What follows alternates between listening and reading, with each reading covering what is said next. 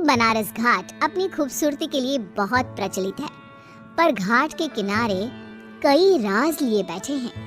ये कहानी शुरू होती है बनारस के घाट के पास बने ममता निवास से, जहाँ प्रिया लाल जोड़े में ममता के घर उसकी बहू बनकर आती है। आओ आओ बहू, घर को अपने पैरों से पवित्र करो। ममता घर की दहलीज पार कर ही रही होती है कि अचानक एक बहुत गंदी सी बास पूरे घर में फैल जाती है।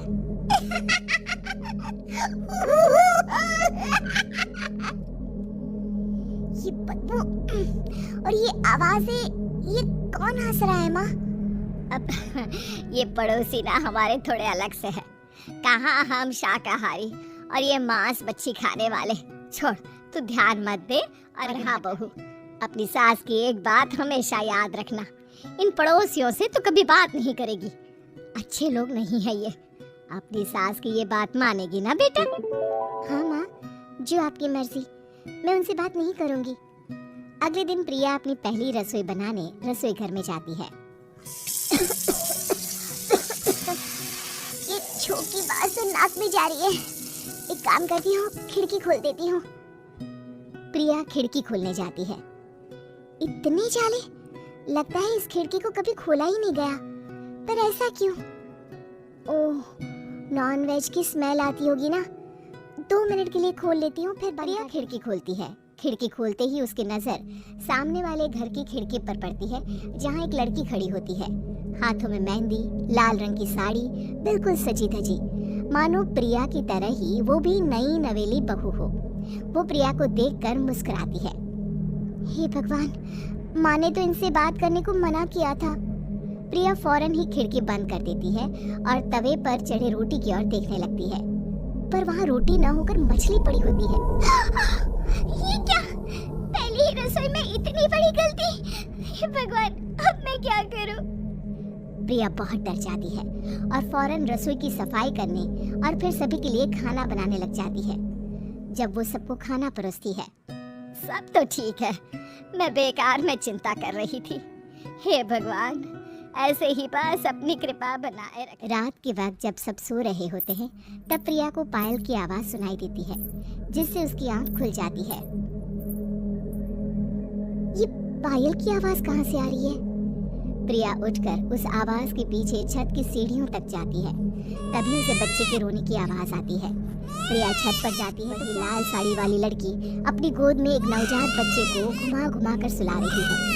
तभी प्रिया की नजर उसके पेट पर पड़ती है। ओह गॉड, ये तो प्रेग्नेंट भी है। सुनिए, बच्चा सो नहीं रहा है क्या? मैं कुछ मदद करूं?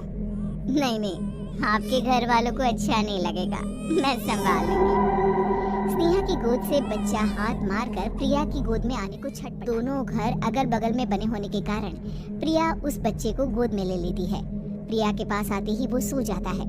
बच्चे का वो स्पर्श रात भर प्रिया भूल नहीं पाती और अगली सुबह वो छत पर कपड़े सुखा रही होती है। तभी उसे एक औरत इशारा करके बुलाती है। स्नेहा कह रही थी, बाबू तुम्हारी गोद में आते ही सो गया। मैं गौरी, स्नेहा की माँ हूँ। बहू, घर आना, बाबू को खिला भी लेना। शाम को जब घर पर कोई नहीं रहता, बच्चे से मिलने के लिए प्रिया छिपकर अपनी पड़ोसन के घर चली जाती है और कुछ देर बच्चे को खिलाकर वापस लौट आती है। इसके कुछ दिन बाद ही प्रिया को पता चलता है कि वो माँ बनने वाली है। ममता की खुशी का ठिकाना नहीं रहता।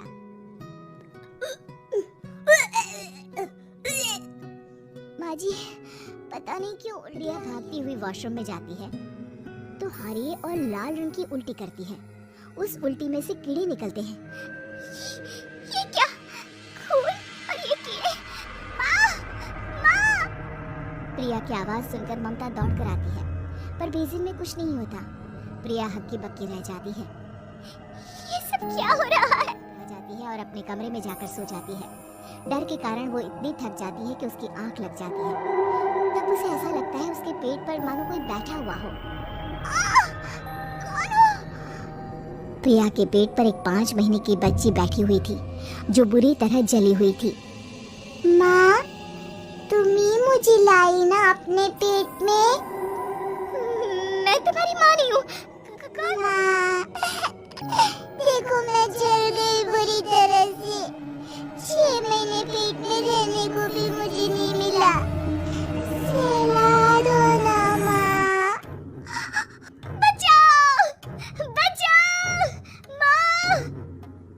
का दौर। प्रिया की बातें सुनकर वो सब समझ जाती है।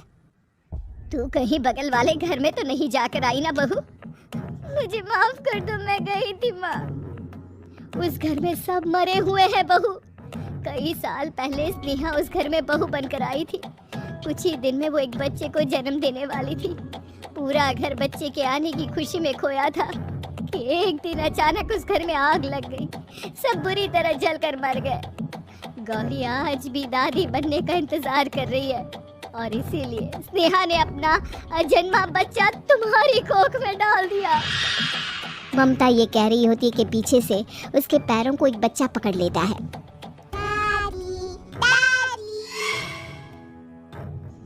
माँ, स्नेहा की गोद में यही बच्चा था।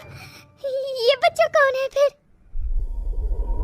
तेरी मौत है। तेरी भी दादी।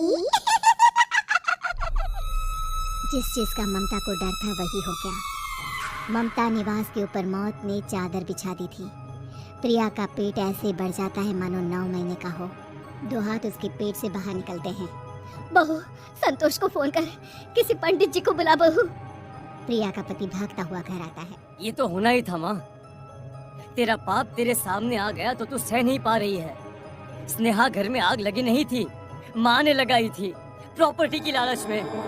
और वो बच्चा मेरी पहली पत्नी का बच्चा है, मेरा बेटा, जो कि उस आग की चपेट का शिकार हो गया था। मैंने तुमसे ये सब माँ के कहने पर छुपाया था। मुझे माफ कर दो प्रिया। तुम अगर चाहो तो यहाँ से जा सकती हो। मैं तुम्हें किसी भी बंधन में रखना नहीं चाहता। मेरी शादी हुई है आपसे, मैं आपको छोड़ नहीं सकती, पर उससे पहले हमें स्नेहा, उसकी माँ और बच्चे की आत्मा की शांति कर। संतोष और ममता गौरी के घर जाते हैं। अंदर सब कुछ जला हुआ होता है। जमीन पर जली हुई लाशें बिखरी हुई थी। ममता रो रो कर अपने करने की माफी गौरी से मांगती है। प्रिया स्नेहा के घर वालों का अंतिम संस्कार करवा देती है और ममता निवास फिर से आत्माओं के साए से